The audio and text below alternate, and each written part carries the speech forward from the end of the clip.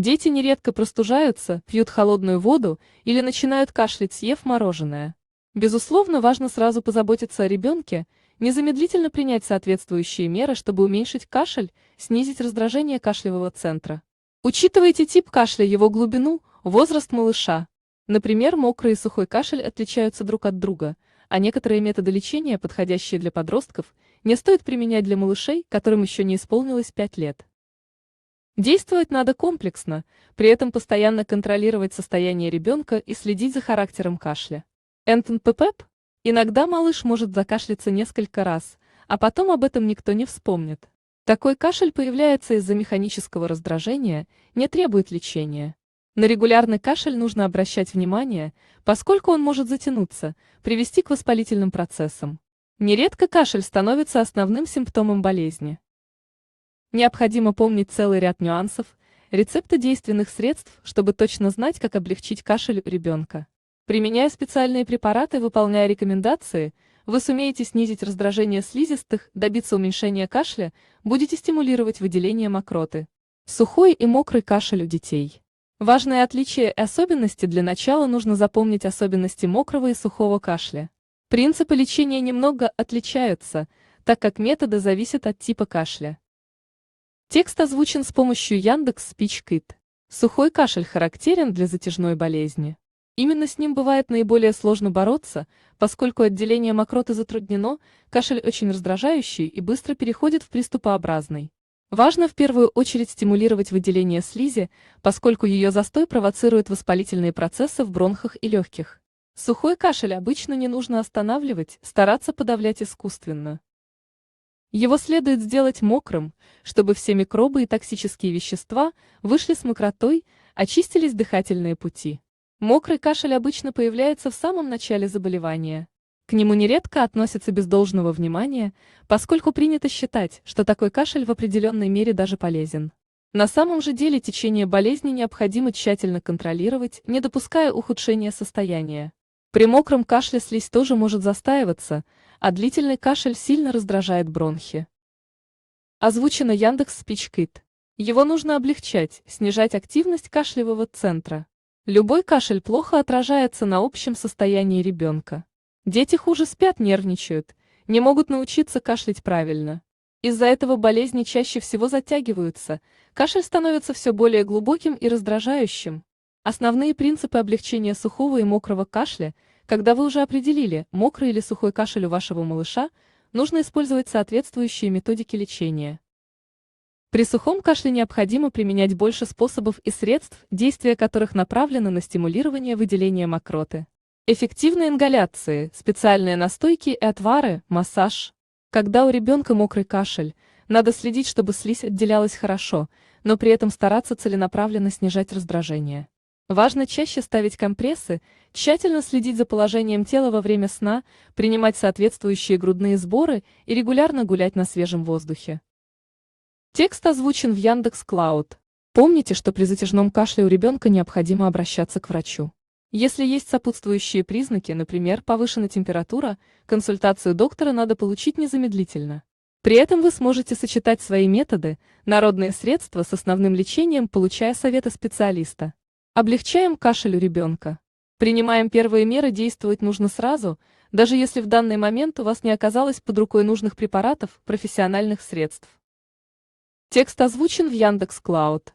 Для начала вам пригодятся вода, соль, сахар, чай, йод, масло сливочное, картофель, мед, молоко. Если в доме сейчас нет молока, картофеля, меда, вы вполне можете уменьшить раздражение, облегчить кашель, используя только воду и сахар. Согрейте воду, в стакане жидкости растворите ложечку сахара. Размешивать крупинки надо тщательно, иначе они сами по себе вызовут раздражение. Объясните ребенку, что пить сладкую воду нужно медленно, маленькими глоточками, осторожно. Текст озвучен в Яндекс.Клауд. Надо стараться уменьшить кашель, это напоминает питье воды, когда человек справляется с икотой. Есть еще несколько способов сразу облегчить кашель у ребенка. Молочный коктейль. Вскипятите молоко. Немного остудите его, а затем добавьте мед. На стакан вам хватит 1 чайной ложки. Помните, что в кипящее молоко мед класть не нужно, поскольку от чрезмерного нагревания он потеряет ряд своих ценных свойств. Лучше всего использовать гречишный мед. Запись сгенерирована в Яндекс.Клауд. Молоко надо пить медленно, осторожно, небольшими глотками. Соленый чай. Ребенку можно дать эффективный чай. Он позволит снять раздражение, смягчит слизистые, спровоцирует хорошее выделение мокроты. Надо заварить крепкий крупнолистовой чай, затем добавить четверть стакана молока, маленький кусочек сливочного масла и немножко соли. Сахар в такой коктейль не кладут. Ингаляции с картофелем. Полезные ингаляции. Они облегчают кашель, отлично согревают дыхательные пути и стимулируют выведение слизи.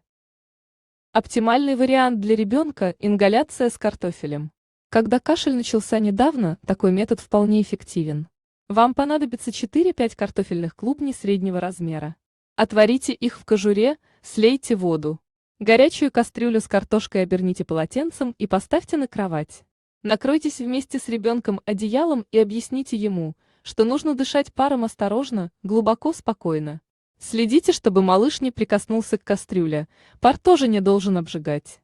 Компресс из картошки. Генерация голоса выполнена с помощью Яндекс.Спич.Кит. Хорошо помогают компрессы из картофеля. Оставшиеся после ингаляции клубни можно размять, завернуть в марлю и положить ребенку в область грудной клетки. Прогревание облегчит кашель, позволит быстро уснуть. Йодная сетка. Можно обеспечить и постоянное прогревание проблемной зоны. Достаточно нанести на грудь ребенка йодную сеточку. Все эти методы и средства актуальны, когда кашель еще не стал затяжным. При продолжительной болезни необходимо использовать и другие способы, более действенные. Эффективные средства для борьбы с кашлем у ребенка. Затяжной кашель, приступообразный и глубокий, требует особенно внимательного отношения. Важно использовать максимально эффективные средства и методики. Сначала ознакомьтесь с общими рекомендациями. Следует помнить, что при кашле без сопутствующих признаков, например, повышенной температуры, можно гулять, полезно бывать на свежем воздухе. Это предотвратит застойные явления в организме. Текст озвучен в Яндекс.Клауд. Обязательно объясните ребенку, что надо определять наиболее удобное положение тела. Когда найдена поза, в которой меньше всего хочется кашлять, заснуть не составит труда. Научите малыша не кашлять слишком глубоко, не пытаться искусственно сдерживаться. Организм во время сна восстанавливается, поэтому необходимо создать для ребенка оптимальные условия. Ставьте перед сном компрессы, обеспечивайте постоянное прогревание. Текст озвучен с помощью Яндекс.Спич.Кит. Лечение должно быть комплексным, чтобы вы могли быстро облегчить кашель у ребенка и не допустили развития болезни. Используйте несколько средств одновременно. При затяжном сухом кашле отлично помогает отвар почек сосны. Это максимально действенное средство. Важно убедить ребенка, что пить не очень вкусный настой полезно.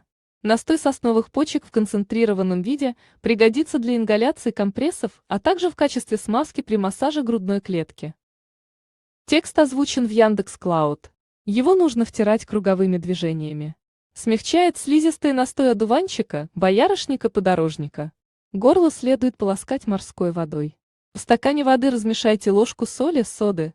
Этой жидкостью желательно полоскать горло 2-3 раза в день. Отлично борется с сухим кашлем корень солодки. Стоит приобрести средства в аптеке, принимать по инструкции. С мокрым и сухим кашлем поможет справиться грудной сбор из алтея, подорожника, корня солодки и шалфея. Хорошо действуют ментоловые ингаляции, но они не рекомендованы малышам до 5 лет. Просто растворите в литре кипятка таблетку валидола, чтобы получить целебный пар. Ингаляция стимулирует выведение мокроты. Следует обеспечить постоянное прогревание. Для этого нужно наклеить на грудь ребенка перфорированный перцовый пластырь. Стоит принимать средства из сока редьки, молока и меда. Молоко и сок черной редьки соединяют в пропорции 3:1, на стакан жидкости понадобится столовая ложка меда. Средства принимают после еды, достаточно чайной ложки. Можно залить горячим молоком спелые плоды инжира, а затем оставить на 2 часа. Вы получите полезный настой. Его тоже пьют по чайной ложечке. Сочетание нескольких советов и рецептов может способствовать более эффективному облегчению сухого кашля. При первой же возможности посетите детского врача, который в тяжелых случаях может назначить специальные препараты, подавляющие кашлевой рефлекс. Текст озвучен с помощью Яндекс.Спич.Кит. Ставьте лайки. Подписывайтесь на канал. Всем пока!